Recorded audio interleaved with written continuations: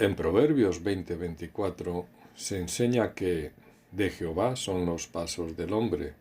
¿Cómo pues entenderá el hombre su camino?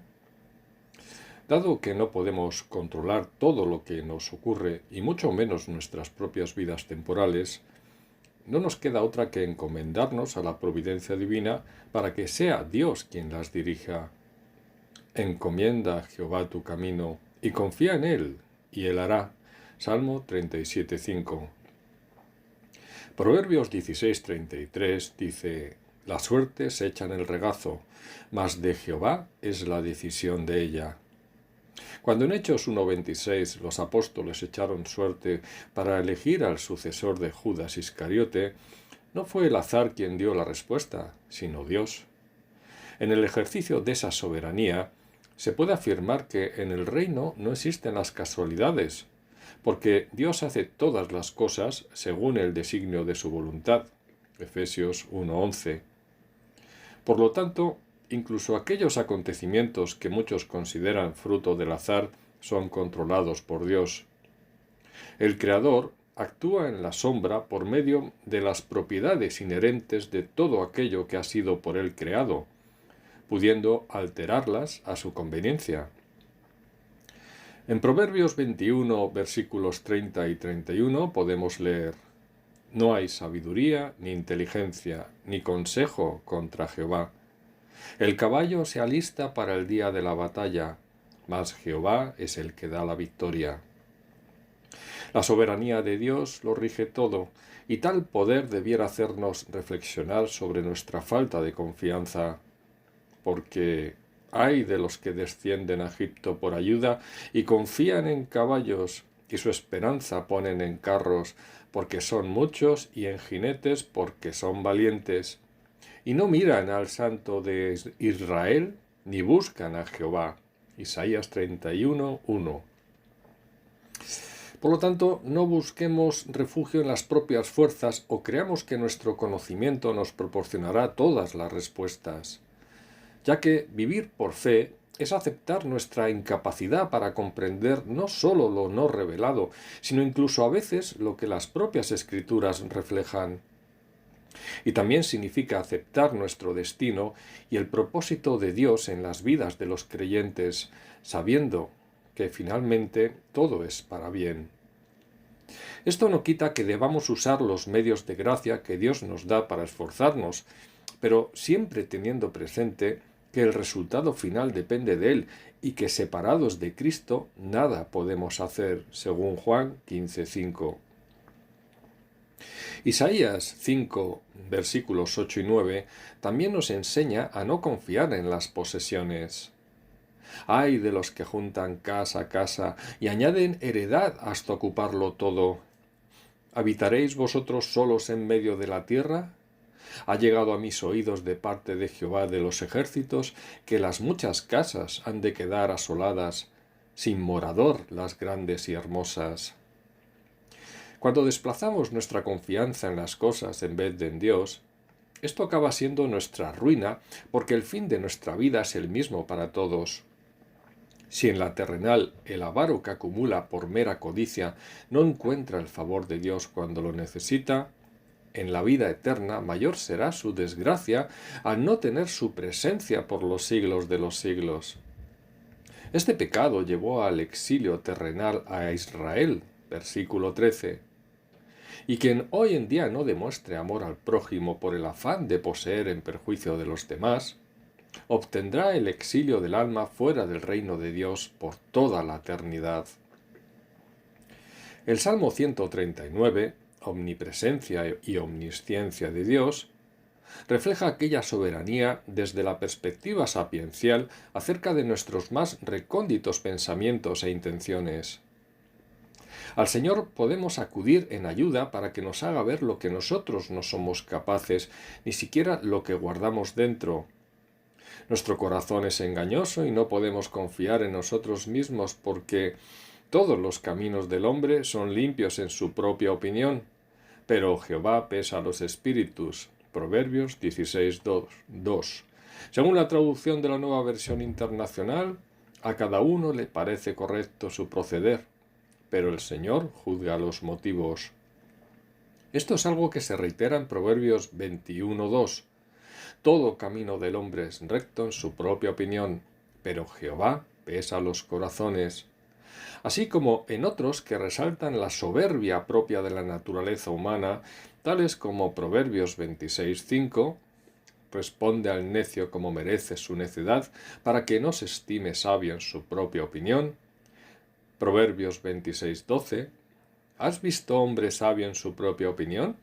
Más esperanza hay del necio que de él. Proverbio 26:16. En su propia opinión, el perezoso es más sabio que 7 que sepan aconsejar. Proverbio 28:11. El hombre rico es sabio en su propia opinión, mas el pobre entendido lo escudriña. Y Proverbio 30:12. Hay generación limpia en su propia opinión, si bien no se ha limpiado de su inmundicia. En el versículo 5 del Salmo 139 vemos cómo la omnipresencia de Dios garantiza protección. Detrás y delante me rodeaste, y sobre mí pusiste tu mano. Es decir, la mano de Dios está sobre el salmista, por lo que le guarda desde todas las perspectivas, detrás, delante y sobre él. El versículo 6 refleja que estos atributos exceden la capacidad humana para comprenderlos, porque tal conocimiento es demasiado maravilloso para mí. Alto es, no lo puedo comprender. Por eso la fe resulta necesaria. El salmista en el versículo 7 afirma que el tener la certeza de que Dios siempre nos acompaña y nunca nos deja solos, nos reconforta, da seguridad y confianza ante lo que la vida nos depara. ¿A dónde me iré de tu espíritu y a dónde huiré de tu presencia? Esto nos lleva a lo que fue escrito en Hebreos 4:13. Y no hay cosa creada que no sea manifiesta en su presencia. Antes bien, todas las cosas están desnudas y abiertas a los ojos de aquel a quien tenemos que dar cuenta. Proverbios 20:27 dice: Lámpara de Jehová es el espíritu del hombre, la cual escudriña lo más profundo del corazón. Dios puede ver la parte más profunda y escondida de nuestro ser a través del espíritu del hombre, que es como ese faro que en la noche proyecta la luz para poder ver lo que esconden las tinieblas. Y como guardián de ese faro está nuestra conciencia, la cual dirige el haz hacia el pecado que no queremos o no podemos ver. Por todo ello, dado que Dios todo lo sabe y conoce lo más oculto que hay en nuestros corazones, incluso aquello que nosotros mismos ni nos hemos percatado, es bueno pedirle que nos permita ver para comprobar si de verdad estamos siguiendo los pasos que nos pone delante. Examíname, oh Dios, y conoce mi corazón. Pruébame y conoce mis pensamientos, y ve si hay en mí camino de perversidad, y guíame en el camino eterno. Salmo 139, versículos 23 y 24. Debemos ser prudentes y no confiar en nosotros mismos, porque el corazón es engañoso. Engañoso es el corazón más que todas las cosas, y perverso. ¿Quién lo conocerá? Jeremías 17:9. En el Salmo 29, poder y gloria de Jehová, y en el Salmo 104, Dios cuida de su creación, contemplamos el poder absoluto del Creador sobre lo creado. Quien quiera creer que los terremotos, inundaciones, erupciones, plagas, etc., escapan del control de Dios, es porque no lo conoce. El fuego y el granizo, la nieve y el vapor, el viento de tempestad que ejecuta su palabra. Salmo 148:8. Él tiene la plena soberanía sobre las fuerzas de la naturaleza, porque hace todas las cosas según el designio de su voluntad. Efesios 1:11. Y en el Salmo 135, versículos 6 y 7, leemos lo siguiente: Todo lo que Jehová quiere, lo hace, en los cielos y en la tierra, en los mares y en todos los abismos. Hace subir las nubes de los extremos de la tierra, hace los relámpagos para la lluvia, saca de sus depósitos los vientos. En definitiva, Dios pilota el avión en el que nosotros viajamos, y nada podemos hacer ya que Él lleva la nave. Si depositamos nuestras vidas en manos de personas cuando viajamos y no tememos, ¿por qué no hacer lo mismo y confiar cuando es Dios quien dirige nuestros destinos? Pero va mucho más que esto, dado que Dios nos conoce desde antes de nacer.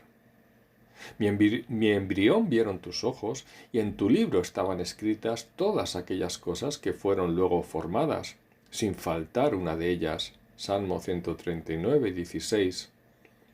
Antes que te formase en el vientre te conocí, y antes que nacieses te santifiqué. Te di por profeta a las naciones. Jeremías 1:5. También Dios nos ofrece su cuidado porque en Él vivimos y nos movemos. Hechos 17:28. No siendo el hombre señor de su camino. Jeremías 10:23. Sino que Dios puede enderezar sus pasos. Proverbios 16:9. Es quien en nosotros produce así el querer como el hacer por su buena voluntad. Filipenses 2:13. Todo en Dios guarda un propósito, hasta permitir la maldad del hombre, porque en la aplicación de su justicia se acaba glorificando. Todas las cosas ha hecho Jehová para sí mismo, y aún al impío para el día malo. Proverbios 16:4. Pero lo que es más importante, no importa reiterar una vez más que Dios dispone todas las cosas para el bien de los que le aman, los que conforme a su propósito son llamados. Romanos 8:28. La historia de José es bien elocuente cuando en Génesis 45:5, después de haber sido vendido como esclavo por sus hermanos, les dijo: Ahora pues, no os entristezcáis, ni os pese de haberme vendido acá, porque para preservación de vida me envió Dios delante de vosotros. En Eclesiastés 7, versículos 13 y 14 leemos: Mira la obra de Dios, porque ¿quién podrá enderezar lo que él torció?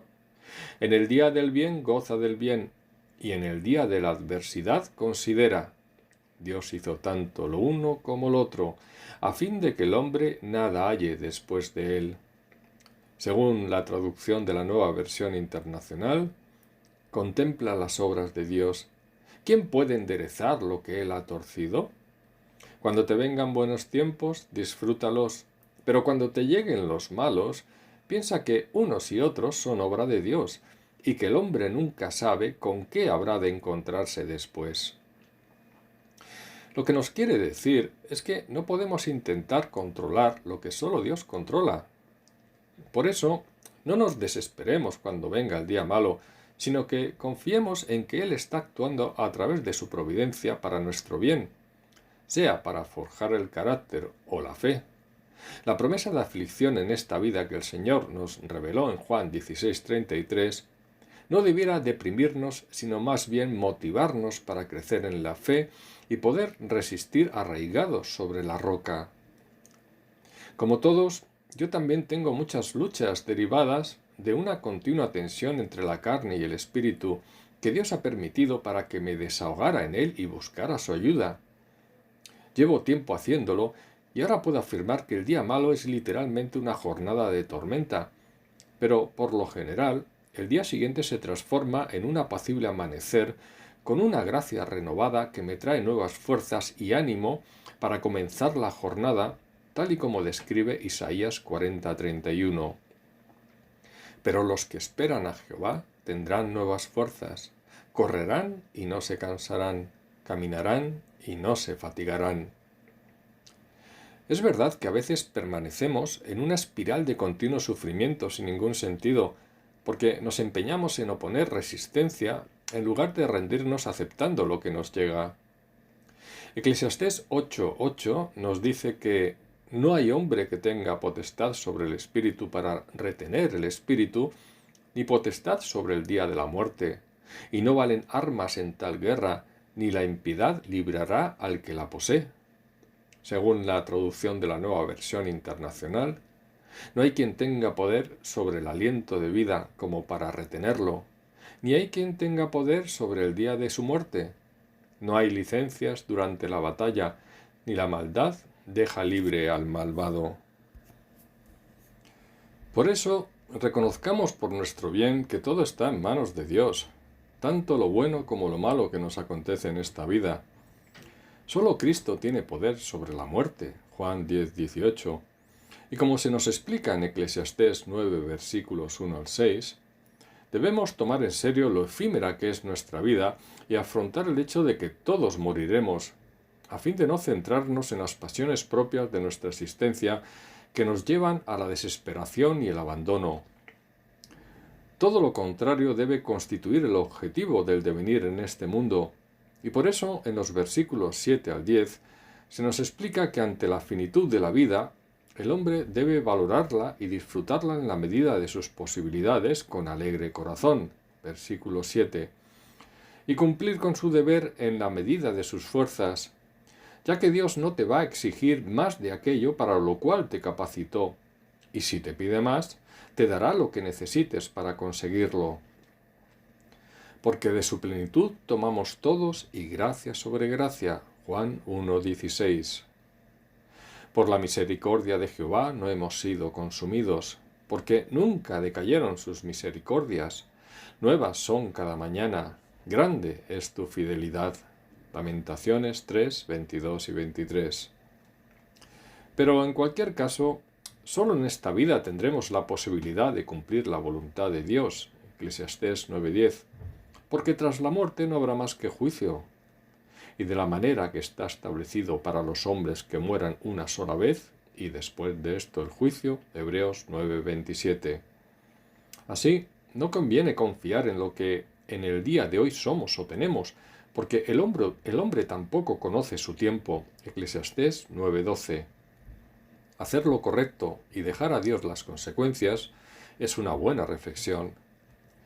En este sentido, en el Salmo 115:17 se nos dice que no alabarán los muertos a Jehová, ni cuantos descienden al silencio. Lo que hagamos o no en vida para la gloria de Dios quedará en el recuerdo como nuestro legado en uno u otro sentido. Por lo tanto, aprovechemos el tiempo que Dios nos ha otorgado para que cuando comparezcamos ante el tribunal de Cristo podamos decir con la cabeza bien alta que aprovechamos bien los dones que nos fueron otorgados. Jesús nos dijo en Mateo 6, 25 al 34 y 10, 29 al 31, que nuestro Padre cuida de nosotros sus hijos, por lo que no tenemos necesidad de afanarnos, sino que debemos primeramente buscar el reino de Dios y su justicia, y todo lo demás nos será añadido. Esta confianza en Dios por medio de su providencia y soberanía es la que nos guía a lo largo de nuestra vida. ¿Existen los llamados del Espíritu Santo en respuesta a nuestra oración, o sencillamente porque el Espíritu quiere transmitirnos la voluntad del Padre con un propósito, y entonces debemos seguirlos sin cuestionarlos? Puedo aportar mi testimonio en este sentido cuando en 2017 apareció Jesucristo en mi vida. Mi experiencia religiosa anterior se había limitado a una tradición católica romana que jamás me motivó para desear conocer la palabra o al mismo Dios. Nunca había leído la Biblia y todo se reducía a una rutina de misa dominical aburrida y monótona, fruto de una cultura heredada desde la infancia, pero sin ganas de querer asumirla. El resultado vino por su propio peso, y a los 13 años dejé de asistir a aquellos cultos y abandoné por completo cualquier vínculo con la Iglesia para dejarme llevar por una vida de esclavitud al pecado. Claro que yo no era consciente, porque el Espíritu aún no había llegado para hacérmelo ver. Pero de repente, en 2017 y con 53 años, algo pasó. Aunque yo había empezado a leer de vez en cuando la Biblia gracias a la influencia de mi mujer como instrumento de Dios, y motivado por el espíritu que metió la curiosidad por este libro en mi corazón, el pastor de la iglesia evangélica local donde ella se congregaba le dio una película llamada Cuarto de Guerra. En ella se reflejaba la lucha de una esposa por medio de la fe para salvar su matrimonio y enderezar el rumbo de una vida abocada al desastre, con la ayuda de otra persona que la enseñó a dar los primeros pasos en el camino de la verdad y de la vida. Al final, tras luchar la buena batalla de la fe a través del sufrimiento, pudo vencer con la fuerza del Espíritu Santo y todo cambió para bien. Esa película supuso un antes y un después en mi vida. Ese hermano fue el instrumento de Dios para hacerme llegar a Cristo por medio de otro que fue mi esposa. Es maravilloso cómo actúa el Señor usando todo lo creado para que sus propósitos se cumplan en nuestras vidas. El caso es que, tras acabar de ver juntos esa película, me quebranté en un lloro desesperado mientras sentía como si 1000 emociones y sentimientos sepultados en mi corazón estuvieran siendo vomitados.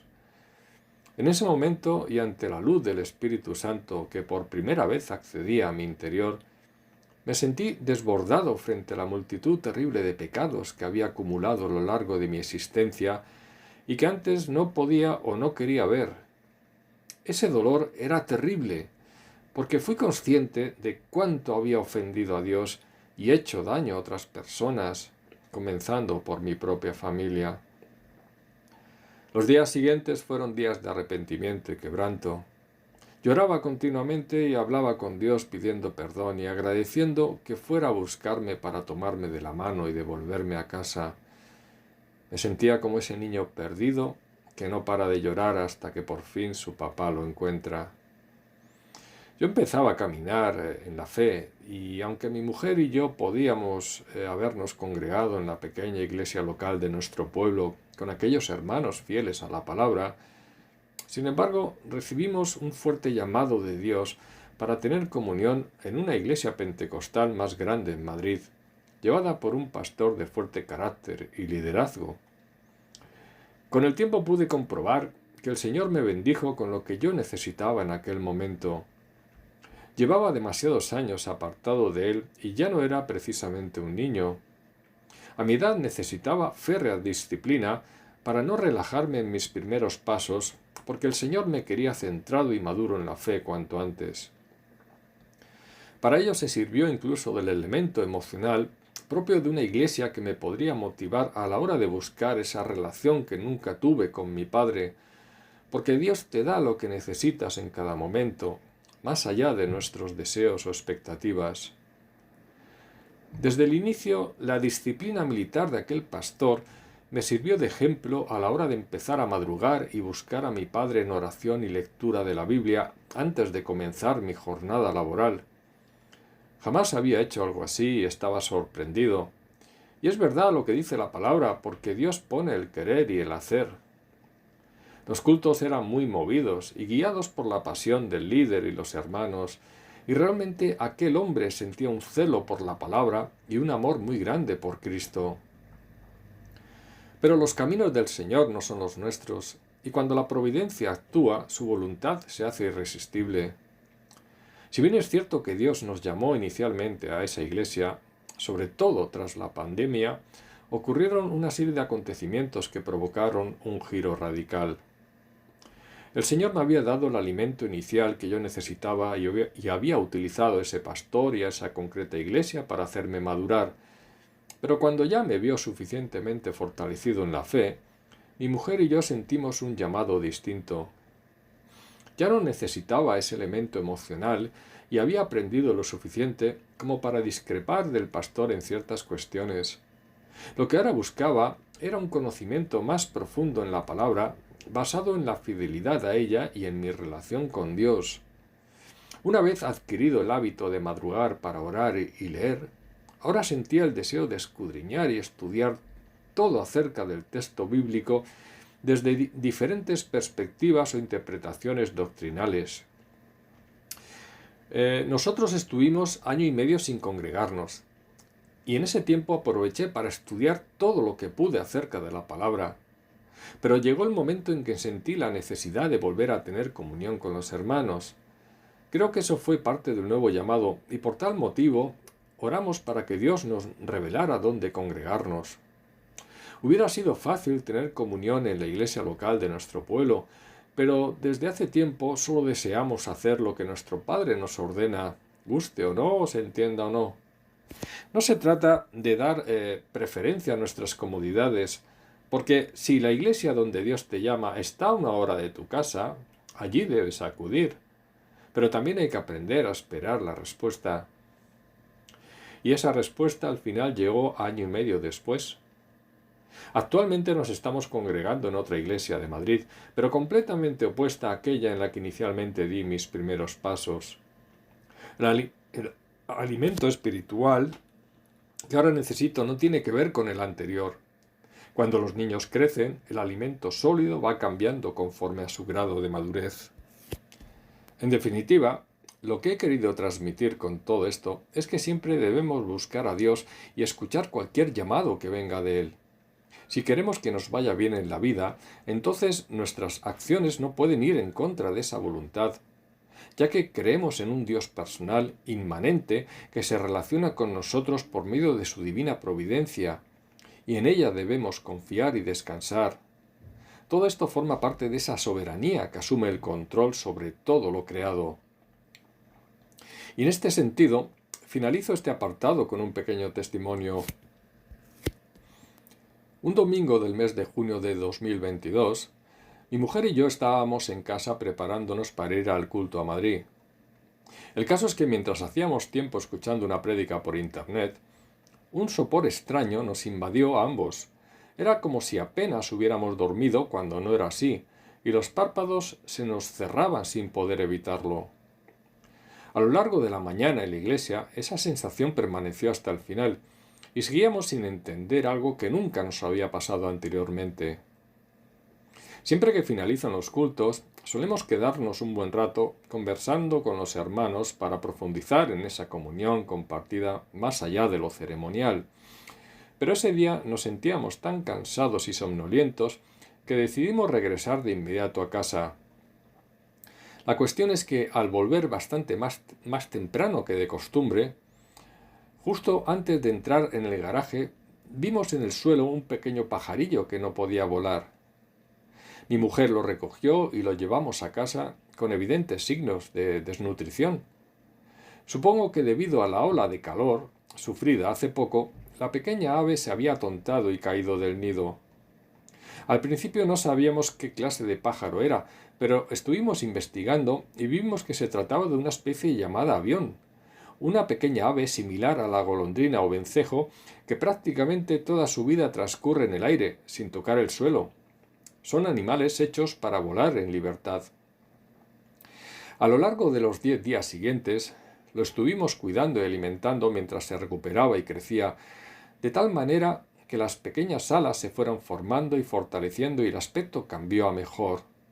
De hecho, pasó de no poder volar a realizar intentos que cada día se perfeccionaban, pero aunque a los pocos días el animal quería partir para recuperar su vida, decidimos esperar hasta comprobar que podía volar sin ningún problema para que no volviera a quedarse en el suelo. Durante ese tiempo, vimos la total dependencia inicial que aquella criatura tenía en relación con nosotros, como los proveedores humanos encargados de darle el alimento y cuidado necesarios. Le gustaba sentirse arropado y protegido dentro de nuestras manos entrecerradas, cuyos dedos lo envolvían, y los primeros días se quedaba de esa manera dormido junto a mí mientras yo hacía lo mismo en el sillón. Eran como siestas compartidas que nos unían de forma extraña. Un día me vino a la mente una especie de ilustración que comparaba lo que en aquel momento hacía mientras observaba al pajarillo en mi mano, ya que me vi siendo como Dios que nos tiene en su mano, siendo nosotros como ese pequeño ser que se encuentra protegido y seguro, dependiendo de una fiel provisión que se obtiene a diario. La conclusión que saco de todo esto es la siguiente. Al no creer en las casualidades porque en el reino de Dios no existen, pienso que el Señor actuó por medio de su providencia para que se dieran las circunstancias a fin de que en ese concreto día recogiéramos del suelo aquel animalillo indefenso a punto de morir, le salváramos la vida y le proveyéramos de lo necesario para retomar el vuelo. Dios puso ante nuestros ojos un ejemplo de lo que su presencia supone en nuestra existencia, desde que nos recoge muertos y esclavos del pecado para a continuación salvarnos y otorgarnos una nueva vida eterna en la que no falta la continua bendición y provisión diaria en esta vida terrenal. Pero a diferencia del pajarillo que voló para no regresar, Nosotros permanecemos para siempre en la casa de nuestro Padre, sabiendo que disfrutaremos de su eterna presencia junto al Hijo por los siglos de los siglos. Para nosotros fue una lección acerca de lo que significa la providencia de Dios que Él puso ante nosotros para no olvidarla. La providencia de Dios siempre nos favorece y aún nuestros cabellos están todos contados. Mateo 10:30. Y de la misma manera que jamás David vio un justo desamparado ni a su descendencia mendigando pan, Salmo 37:25, no temamos, porque ni un pajarillo cae a tierra sin que nuestro Padre lo consienta, y más valéis vosotros que muchos pajarillos. Mateo 10, versículos 29 y 31.